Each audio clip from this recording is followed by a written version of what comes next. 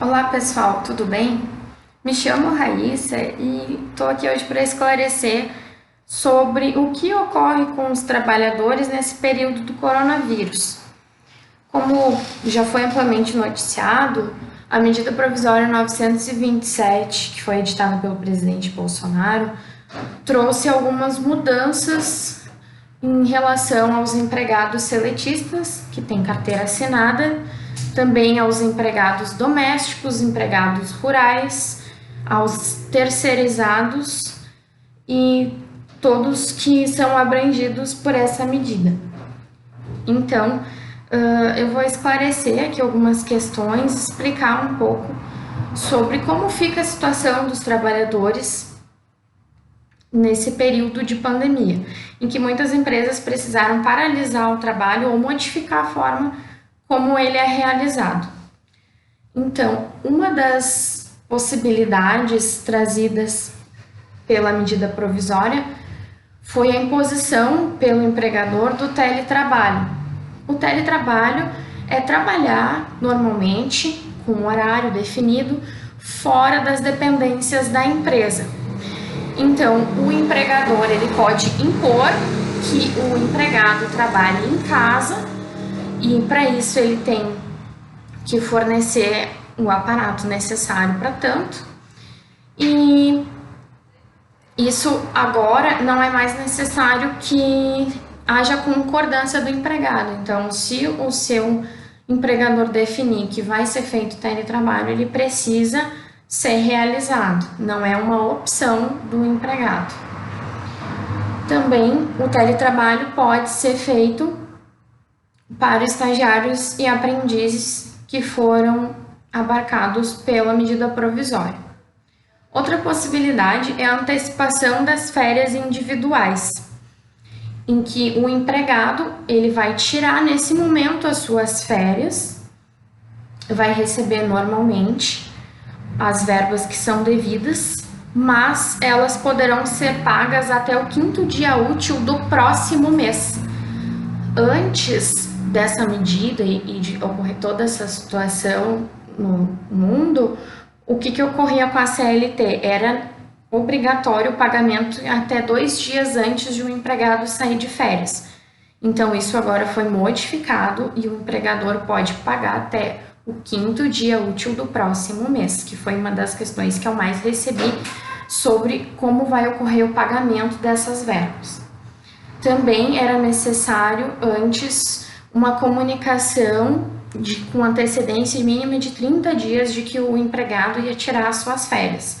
Isso agora foi reduzido para 48 horas.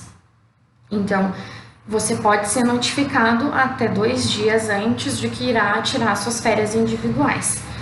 Outra questão também é de que o período aquisitivo, que são os 12 meses de trabalho para que você possa tirar férias novamente, ele também pode ser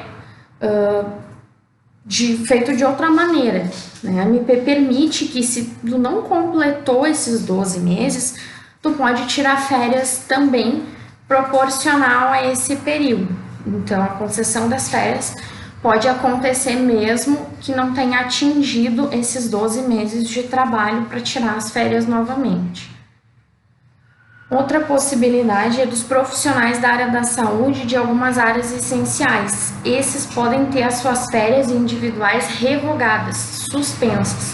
Então, ocorre a suspensão das férias, em que preferencialmente vai ter um aviso de 48 horas antes, e esses empregados devem retornar às atividades devido à necessidade do momento. É realmente uma medida de urgência a suspensão das férias desses profissionais para retornarem ao trabalho, para auxiliar a determinação, né, de prevenção e no que mais couberem a essas áreas.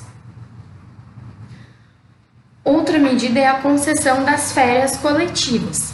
As férias coletivas são determinadas pelo empregador e que devem notificar os empregados com no mínimo 48 horas de antecedência, sem limite de período.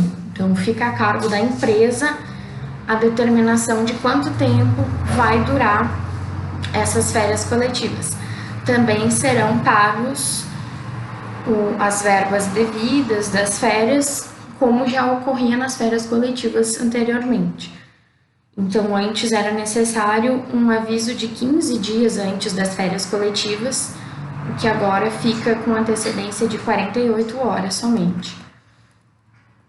Também a medida permitiu que haja aproveitamento e antecipação dos feriados não religiosos, que depende aí da concordância do empregado mediante um acordo individual escrito e uma antecedência mínima de 48 horas da notificação da empresa que desejar antecipar esses feriados para aproveitar eles como compensação do saldo em banco de horas, por exemplo.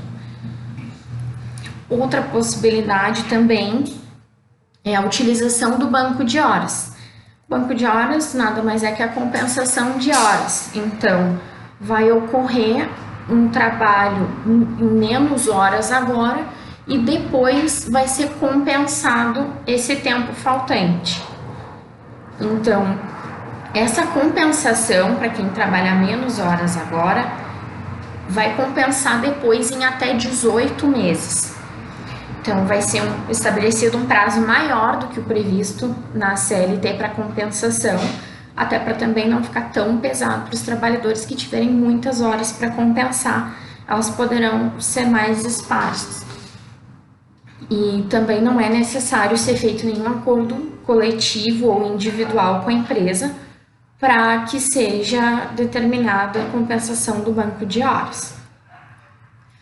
Houve algumas outras determinações também, como a realização dos exames médicos serem suspensos, exceto os exames demissionais, que ainda devem ser feitos, os exames ocupacionais, exames de rotina das empresas, exames complementares, que são feitos rotineiramente, eles serão feitos em até 60 dias depois do encerramento do estado da calamidade pública. Também a realização de treinamentos periódicos necessários ao trabalho também serão suspensos no momento. Então, esses treinamentos serão realizados em até 90 dias depois do encerramento do estado de calamidade pública. Bom, como foi também amplamente divulgado, a suspensão do contrato de trabalho por até 4 meses, que significava ficar 4 meses em casa, mas sem receber nenhum salário, foi revogado. Isso não está mais valendo, então não tem mais essa possibilidade de suspensão por 4 meses do contrato de trabalho sem a remuneração. Outra medida que foi prevista é que o Fundo de Garantia dos meses de março, abril e maio de 2020, eles não sejam exigidos no momento. Isso não significa que eles não serão pagos.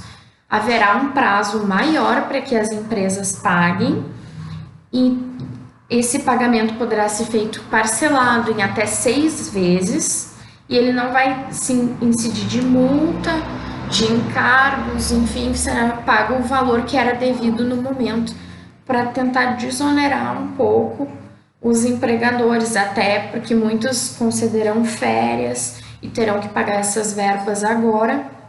Então, foi uma medida de tentar equilibrar as contas também de quem necessita pagar essas verbas. E, conforme falado no início do vídeo, essa medida provisória, todas essas medidas que eu falei anteriormente, elas se aplicam para os empregados terceirizados, temporários, empregados rurais e empregados domésticos, além dos que têm a carteira assinada, que são os seletistas regidos pela CLT.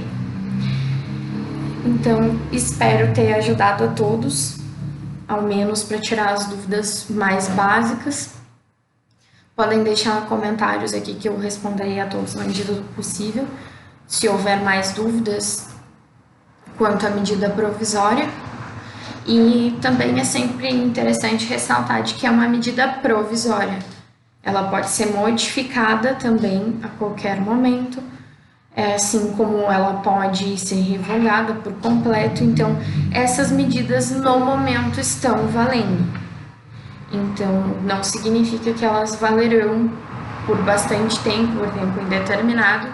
Isso tudo vai depender de como vai ser a evolução da doença, de como o governo vai agir em relação a todas essas questões, principalmente trabalhistas. Então, foi uma medida editada de urgência para esclarecer as empresas e os empregados do que poderia ser feito de uma forma mais emergencial.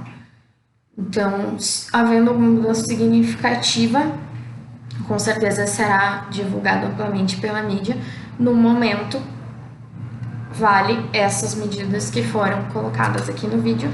Eu vou disponibilizar aqui em cima do vídeo também o link da medida provisória para que vocês possam ler ela na íntegra, que é uma explicação resumida do que consta lá, que é o texto oficial, vou colocar aqui em cima. E, novamente, espero ter ajudado a todos. Qualquer dúvida, fico à disposição para ajudar. E não esquecendo, fique em casa. Proteja a todos. Cumpra o isolamento social, se é possível para você.